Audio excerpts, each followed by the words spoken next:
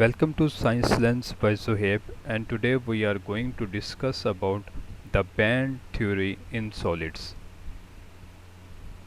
किसी भी single isolated atom में इलेक्ट्रॉन्स एक ख़ास एनर्जी लेवल पर उसके इर्द गिर्द रिवॉल्व करते हैं। सॉलिड के केस में क्योंकि एटम एक दूसरे के ज़्यादा करीब पड़े होते हैं, जिसकी वजह से energy level outermost orbit of electrons का अफेक्ट होता है बाय द नेबरिंग एटम्स। मिसाल के तौर पर हमारे पास दो एटम्स सिंगल भी हो सकते हैं, आइसोलेटेड भी हो सकते हैं। जब आप उनको एक दूसरे के करीब लेके आते हैं तो उनके आउटर मोस्ट ऑर्बिट में पाए जाने वाले इलेक्ट्रॉन्स आपस में इंटरेक्ट करते हैं, शेयर करते हैं या मिक्सअप हो जाते हैं। इलेक्ट्रॉन्स आउटर मोस्ट ऑर्बिट एक एटम का एक्सपीरियंस करता है force of attraction due to nearest neighbour atomic nucleus.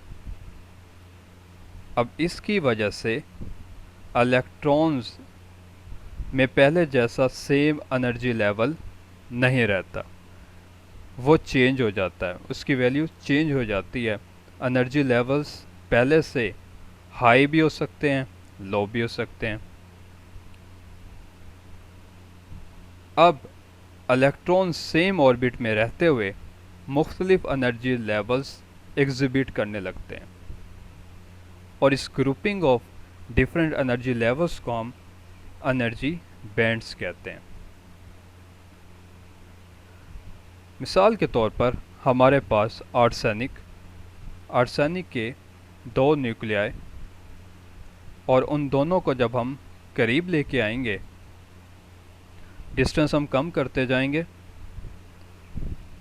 तो जैसे आप डिस्टेंस कम करते हैं हम एक क्रिस्टल फॉर्म बना लेते हैं, और इस क्रिस्टल फॉर्म में डिस्टेंस कम होने की वजह से आप देख सकते हैं कि एनर्जी लेवल्स अब पहले से मल्टीपल हो गए, तो मुख्तलिफ बैंड्स बन गए हमारे पास।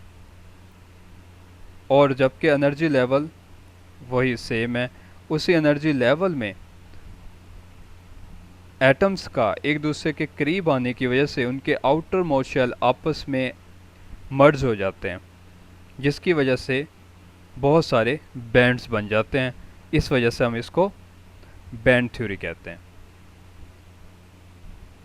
अब एनर्जी लेवल्स जो इनर ऑर्बिट के इलेक्ट्रॉन्स हैं वो इससे ज़्यादा इफेक्ट नहीं होते, क्योंकि वो टाइटली बाउंड होते हैं, उनका फासला न्यूक्लियस से करीब तर है, तो न्यूक्लियस की ग्रिप उन पर मजबूत है।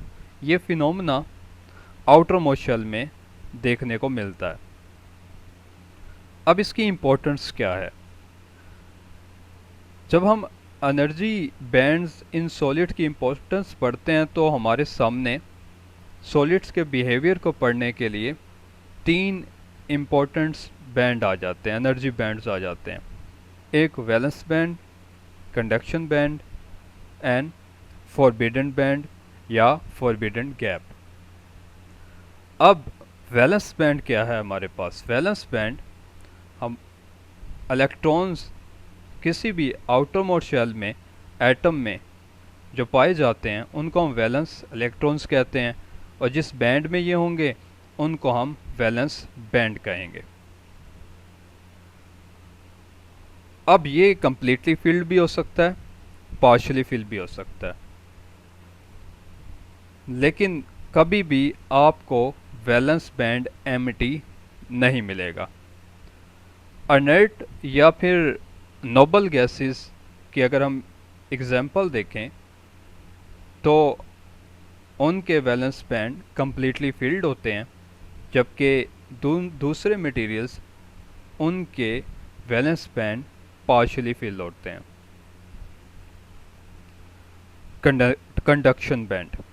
कंडक्शन बैंड हमारे पास वैलेंस बैंड में पाए जाने वाले इलेक्ट्रॉन्स क्योंकि लूजली बाउंड हो जाते हैं, न्यूक्लियस की उनके ऊपर ग्रिप कमज़ोर हो जाती है, तो इलेक्ट्रॉन फ्री हो जाते हैं, उनको हम फ्री इलेक्ट्रॉन कहते हैं।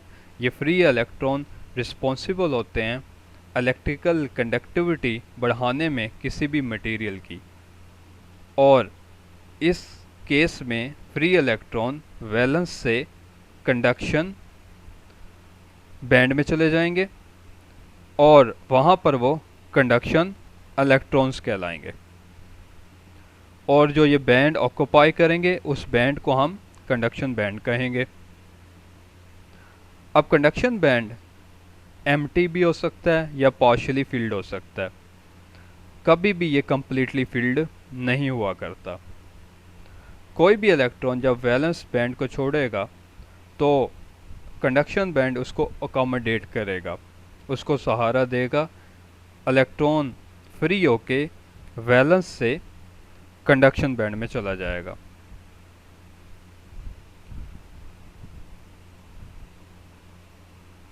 यहाँ पर आप देख सकते हैं कि हमने वैलेंस और कंडक्शन बैंड, वैलेंस बैंड में कोई भी इलेक्ट्रॉन जब उसको बाहर से एनर्जी मिलती है in the form of heat और लाइट, तो वो इलेक्ट्रॉन फ्री हो जाता है और फ्री होके वो कंडक्शन बैंड में चला जाता है।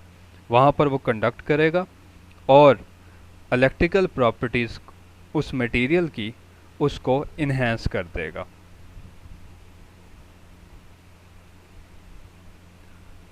अब एनर्जी बैंड्स जो वैलेंस बैंड से नीचे हैं वो कम्प्लीटली फील्ड होते हैं, वो टेक पार्ट नहीं करते किसी भी कंडक्शन प्रोसेस में। इसलिए वैलेंस बैंड और conduction band electrical conductivity solid materials की वहाँ पर इन्वॉल्व होते हैं। अब इन दोनों बैंड्स के दरमियान एक और गैप है जिसकी वजह से कंडक्शन मुतासिर होती है और उसको हम फॉरबिडन बैंड या फॉरबिडन गैप कहते हैं।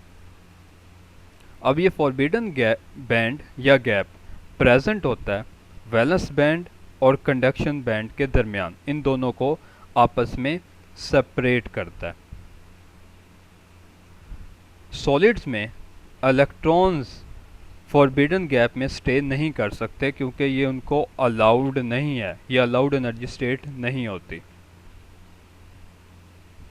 अब फॉरबिडन गैप एक मेजर फैक्टर है इलेक्ट्रिकल कंडक्टिविटी को बयान करने के लिए सॉलिड्स में। इसकी बुनियाद पर हम क्लासिफाई कर सकते हैं मटेरियल्स को इंसुलेटर्स में, कंडक्टर्स में और सेमीकंडक्टर्स में। जो एनर्जी एसोसिएट होगी इस फॉरबिडन गैप से उसको हम एनर्जी गैप कहेंगे और उसको हम इलेक्ट्रॉन वोल्ट में मेजर करते हैं।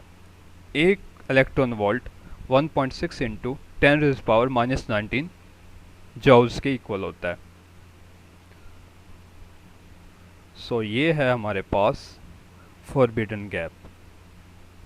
ये ज़्यादा भी हो सकता है, कम भी हो सकता है, और वो डिटरमाइन करेगा कि हमारे पास मटेरियल इंसुलेटर है, कंडक्टर है या फिर सेमीकंडक्टर है। इंसुलेटर्स हमारे पास वो मटेरियल्स हैं जिनके वैलेंस बैंड फुल होते हैं, कंप्लीट होते हैं, जबकि कंडक्शन बैंड एम्प्टी होते हैं, इसलिए हम इनको इंसुलेटर कहते हैं। याद रहे जब कंडक्शन बैंड में इलेक्ट्रॉन होगा तब वो कंडक्ट करेगा, तब करंट पास होगा। अगर कंडक्शन बैंड एम्प्टी होगा, कोई इलेक्ट्रॉन वहाँ पर मौजूद नहीं होगा, फ्री इलेक्ट्रॉन, तो मटेरियल इंसुलेटर कहलाएगा। अब ऐसा क्यों होता है? क्योंकि एनर्जी जो गैप है between the valence and the conduction band insulator के केस में वो बहुत ज़्यादा होता है, तकरीबन 15 इलेक्ट्रॉन वोल्ट होता है। इलेक्ट्रिकल कंडक्टिविटी इंसुलेटर की बहुत कम होती है, और अगर आप किसी इंसुलेटर में से करंट पास करना चाहें तो आपको बहुत ज़्यादा हाई एनर्जी देनी पड़ेगी इलेक्ट्रॉन को ताकि वो वैलेंस बैंड से कंडक्शन बैंड में चला जाए। अब वैलेंस बैंड में पाए जाने वाले इलेक्ट्रॉन्स इंसुलेटर में उनके पास इतनी एनर्जी नहीं होती कि वो वैलेंस बैंड को छोड़ के कंडक्शन बैंड में चले जाएं एट रूम टेम्परेचर। हाँ, अगर आप टेम्परेचर को बढ़ा देते हैं तो ये पॉसिबिलिटी है कि इलेक्ट्रॉन्स वैलेंस बैंड से एनर्जी एक्वायर करेंगे और फिर वो चले जाएंगे कंडक्शन बैंड में, जिसकी वजह से इंसुलेटर की रेजिस्टेंस कम हो जाएगी और तब टेम्परेचर कोफिशिएंट इंसुलेटर का रेजिस्टेंस का वो नेगेटिव हो जाएगा। इस के अगर हम उलट चलें, इन्वर्स चलें, तो अगर टेम्परेचर के बढ़ने से रेजिस्टेंस बढ़ती है, क्योंकि यहाँ तो डिक्रीज़ हो रही है इसलिए नेगेटिव है, तो अगर इंक्रीज़ करेगी तो टेम्परेचर कोफिशिएंट पॉजिटिव हो जाएगा। एनी हाउ, तो यहाँ पर हमारे पास वैलेंस बैंड, कंडक्शन बैंड आप देख सकते हैं एम्प्टी है, उसमें कोई इलेक्ट्रॉन मौजूद नहीं है और इन दोनों बैंड्स के दरमियान एक ह्यूज बैंड गैप है जिसको हम फॉरबिडन गैप कह रहे हैं, जिसको भी हमने पढ़ा है इसकी एनर्जी 15 इलेक्ट्रॉन वोल्ट तक हो सकती है। तो जब आप यहाँ से इलेक्ट्रॉन को बहुत ज़्यादा एनर्जी देंगे तब पॉसिबल है कि वो यहाँ चला जाए और इंसुलेटर की रेजिस्टेंस कम हो जाए।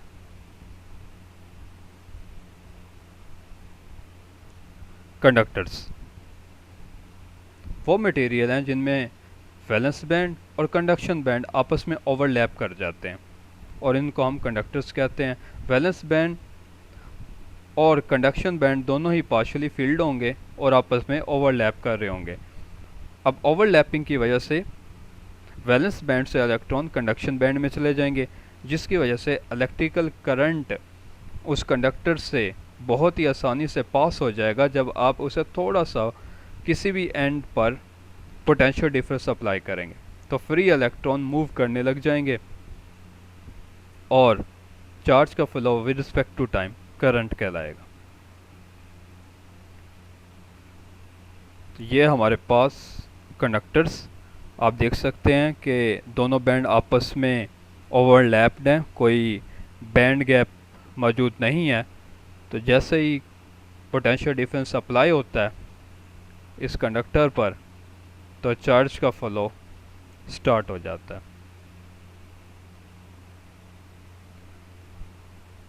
सेमीकंडक्टर्स तो वो मटेरियल जिनमें वैलेंस बैंड ऑलमोस्ट फुल हो और कंडक्शन बैंड एम्प्टी हो, लेकिन जो एनर्जी बैंड गैप है वो बहुत कम हो, तकरीबन 1 इलेक्ट्रॉन वोल्ट तक, उनको हम सेमीकंडक्टर्स कहते हैं। ये सेमीकंडक्टर बहुत अच्छे कंडक्टर होते हैं, इंसुलेटर होते हैं 0 केल्विन पर, क्योंकि 0 केल्विन पर कंडक्शन बैंड बिल्कुल एम्प्टी होगा, वहाँ पर कोई इलेक्ट्रॉन मौजूद नहीं होगा और वैलेंस बैंड कम्प्लीटली फील्ड होगा। इलेक्ट्रिकल कंडक्टिविटी किसी भी सेमीकंडक्टर की बढ़ाई जा सकती है अगर टेम्परेचर को इंक्रीज़ कर दिया जाए, क्योंकि सम ऑफ द इलेक्ट्रॉन्स क्या करेंगे, क्रॉस ओवर कर जाएंगे, वैलेंस बैंड को क्रॉस करके कंडक्शन बैंड में चले जाएंगे। अगेन सेमीकंडक्टर्स, वैलेंस बैंड, तो ये गैप इन दोनों के दरमियान बहुत कम है, तो थोड़ी सी एनर्जी यहाँ हम देंगे इलेक्ट्रॉन को और बआसानी कंडक्शन बैंड में चले जाएंगे जहाँ पर ये करंट को कंडक्ट करना शुरू कर देंगे। So that's conclude end to our today's